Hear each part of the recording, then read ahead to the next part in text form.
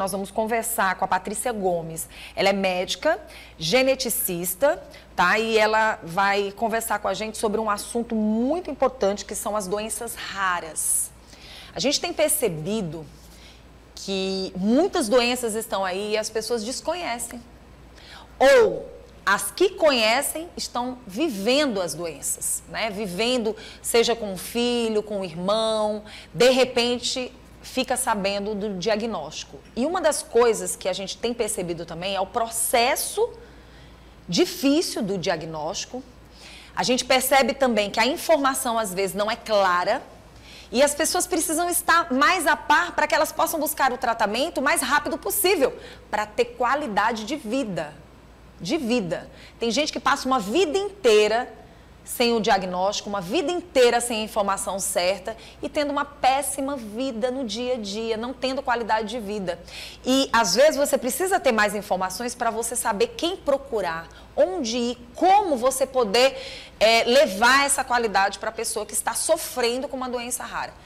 Seja bem-vindo ao nosso programa. Obrigada. Que bom estar com você aqui. A gente pensa que não, mas passamos muitos anos falando de Covid. As pessoas esqueceram que tem dengue, esqueceram que tem chikungunya, de repente as pessoas ficam sabendo que estão com algum tipo de virose. Mas a pandemia fez com que as pessoas dessem, parece que um tempo, nas tais doenças. E as doenças raras, elas acabam se tornando mais distante ainda das pessoas. Eu estou falando algo errado? Não, está falando corretíssimo. Para você ter ideia, né, a Organização Mundial de Saúde, ela coloca como uma doença rara aquela que afeta cerca de 65 pessoas a cada 100 mil. Isto é um número muito pequeno de pessoas. É um número pequeno, mas são pessoas que precisam de diagnóstico, que quando existe o tratamento ele também pode ser bastante eficaz para que essa pessoa tenha uma boa qualidade de vida, aumente sua expectativa de vida. E essas pessoas, elas precisam desse diagnóstico, precisam de informação. Bom, para que as pessoas possam entender, tem mais ou menos assim noção da quantidade de doenças raras que existe no mundo? Bom, não dá para a gente falar de tudo. São muitas. Atualmente, na parte genética, já foram descritas aproximadamente 10 mil síndromes genéticas. Cada qual de um quadro clínico diferente. Então, assim, muitas, né? Muitas. Das doenças raras, eu chamo a atenção que 80% delas são genéticas. Então, cabe aproximadamente esses 10 mil que eu acabei de comentar.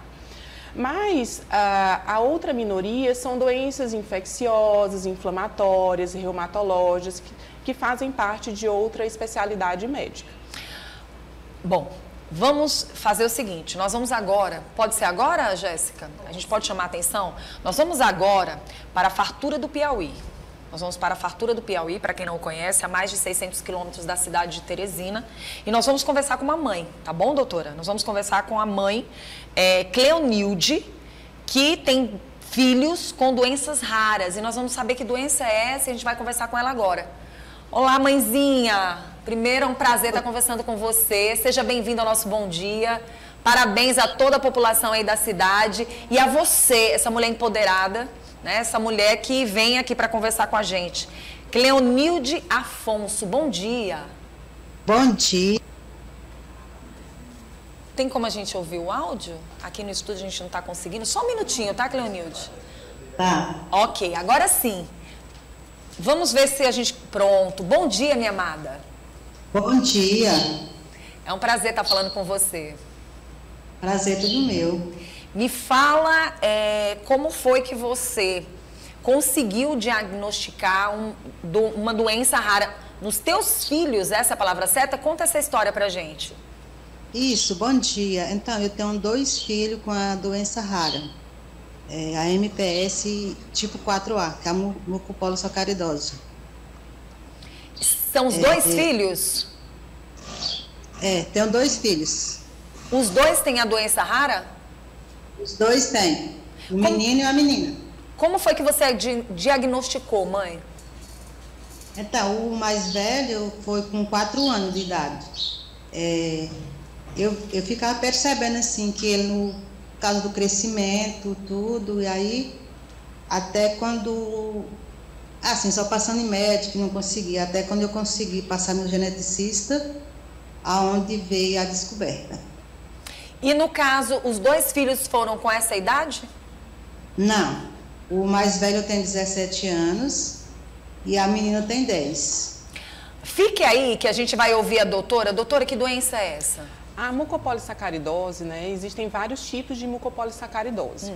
É um tipo de erro inato do metabolismo. O que seria isso? Né? Para a gente poder sintetizar, no nosso corpo nós temos várias substâncias e essas substâncias elas precisam ser processadas, degradadas, digeridas de uma forma correta para que elas não se acumulem.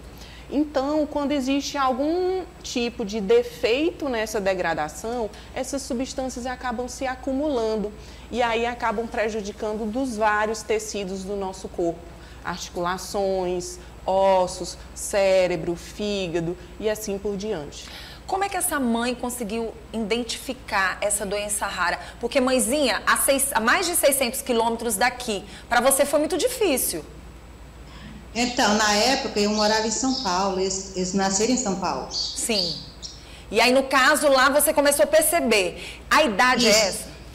Isso, quando meu filho mais velho nasceu, eu percebi pelo peito, que é o peito alto, né? Fica peito alto. E com 2 anos, ele não estava acompanhando assim, o crescimento, aí eu fui percebendo, né? Aí eu persisti, corri atrás, até quando eu consegui ver o diagnóstico, ele tinha 4 anos de idade. No caso, mãezinha, na família, tem alguém que você conheça? Tem não. No caso, os 2. E o outro, você identificou da mesma forma? Então, quando eu tive a menina, o Vinícius já sabia do caso do meu filho, né? Uhum. Aí foi rápido, com 6 meses de idade, o diagnóstico da menina que tinha. No caso, quando você descobriu como mãe e ao mesmo tempo através de informações mais precisas, né, no caso, porque você morando em São Paulo ficou mais fácil de você, uma mãe obviamente interessada em entender o que estava acontecendo com um dos seus filhos, obviamente você foi atrás da informação, né, do diagnóstico, mas assim, o que falar, por exemplo, hoje você está vivendo a 600 quilômetros aqui da capital. E essa informação que você teve, morando em São Paulo, lhe ajudou bastante. Mas assim, mas hoje morando em Fartura do Piauí, como você lida com essa doença dos seus filhos? E como eles lidam com ela?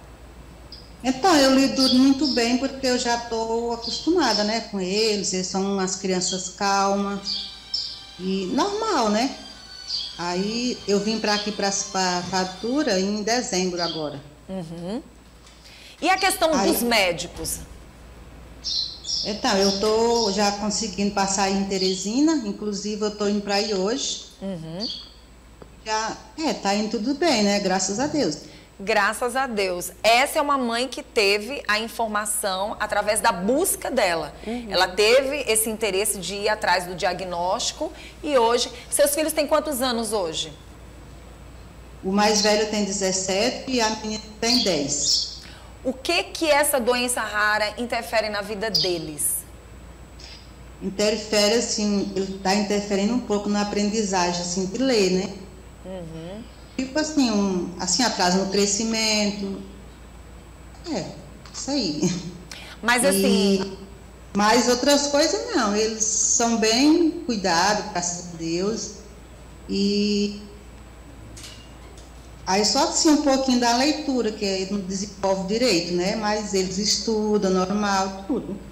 Ok, a gente queria primeiro te parabenizar por ser essa mãe de excelência. Né? Graças a Deus, Deus te deu esse entendimento, esse amor, esse sentimento de buscar. Que bom que foi num lugar onde você pôde ir o mais rápido possível num profissional para que ele pudesse identificar. E, ao mesmo tempo, a gente agradecer pelo seu depoimento aqui como mãe. E o que falar para aquelas mães que, de repente, estão com seus filhos em casa e não têm noção de algum tipo de doença rara que possa existir. O que falar para elas? Porque eu sei que você foi uma mãe que foi atrás para resolver o mais rápido possível, né? Eu fui atrás, eu corri tanto atrás, que eu tinha de descobrir o que é que ele tinha, né? Eu tinha de descobrir, até quando eu consegui passar no geneticista e descobri, é a descoberta, né? E da menina foi mais rápido, porque eu já sabia do caso do outro mais velho, né? Muito Aí, bom. quando eu engravidei da menina, eles já me acompanharam já. E o que eu tenho de dizer é, quando qualquer é correr atrás, né? Não pode esperar, demorar tanto Não tempo, pode, né? não pode esperar, é correr atrás, porque a gente correndo atrás consegue. É verdade. Olha, primeiro eu quero agradecer a você aí na cidade de Fartura do Piauí. Muito obrigada, tá, Cleonilde? Que Deus abençoe a sua vida e dê saúde para os seus 2 filhos e para você também. Amém, para vocês também. E deixa eu te falar uma coisa, você tem alguma pergunta para fazer para a doutora? Porque de repente ela tem alguma dúvida. E aproveitar que a médica está aqui com a gente. Você tem alguma pergunta? É, porque assim, eu vou conhecer ela, né? Que é a médica que você vai passar. Ah, então pronto, faz a pergunta para ela ao vivo mesmo, né? É, eu vou aí para Teresina hoje. Inclusive, eu vou ir hoje para Teresina. Pronto. Então ela está muito bem, ela está muito bem. Um abraço, minha linda. Tá, obrigada, para vocês também. Olha, muito interessante ouvi-la falar e ao mesmo tempo, você viu o que ela falou? Com a segunda filha já foi diferente. A importância de você ter a boa informação e ir atrás desse diagnóstico o mais rápido possível, né? Sim, isso geralmente ocorre realmente nos segundos filhos, né? Com aquele primeiro filho, como a mãe ainda é uma mãe de primeira viagem, a família ainda está se habituando àquela criança que acaba de chegar, né? Geralmente o diagnóstico ele é um pouco mais tardio, infelizmente, né? Eu acho importante na fala dela, né? Ela falando a gente tem que correr atrás, né? E mãe sente, sabe, Vanusa? Mãe sente quando alguma coisa não tá indo bem, né? E eu chamo bastante atenção que é um dito popular que a gente tem, mas que a gente, hoje em dia, a gente praticamente tem que riscar da nossa fala, é que cada criança tem seu tempo, tá? Obviamente, no desenvolvimento da criança, existe um espectro, uma janela de que ela pode desenvolver de um período até tal período. Mas superar isso já nos chama a atenção para alguma doença, alguma síndrome. Então, quando uma criança não está desenvolvendo, já é um sinal de alerta de que algo precisa ser investigado. Tá? Você falou algo que tem que ser um alerta mesmo para quem está em casa, porque no caso dela, ela disse que percebeu a criança com o peitinho alto, viu que algo ali não estava muito certo e ela foi atrás. Mas tem aquelas doenças raras que você não vai enxergar nada. Isso. Às vezes a criança, por exemplo, ela tem um leve atraso, demora para sentar um pouquinho, demora para caminhar, aí de repente caminha, mas tem um atraso de fala. Ah, doutora, eu acho que é porque a criança, entre aspas, é preguiçosa, né? Ah, ele só fala quando quer. E às vezes você olha a criança, o menino está com 3, 4 anos, não é assim, né? Falando de doenças raras, a gente falou da infância e aí a gente fala da adolescência e da fase adulta. Muitas delas vão aparecer realmente na fase adulta? Sim, existem várias doenças genéticas que elas podem aparecer na fase adulta, na adolescência, né? Não necessariamente toda doença genética, toda síndrome, ela aparece na infância, não. A maioria é na infância, mas sim, ela pode aparecer na fase adulta e na adolescência. Uma daquelas que a gente pode chamar a atenção são as síndromes de predisposição ao câncer, que são alterações genéticas que aumentam a predisposição daquele indivíduo a ter algum tipo de tumor. Então, geralmente, a grande maioria delas são doenças raras, né? E elas aparecem na vida adulta.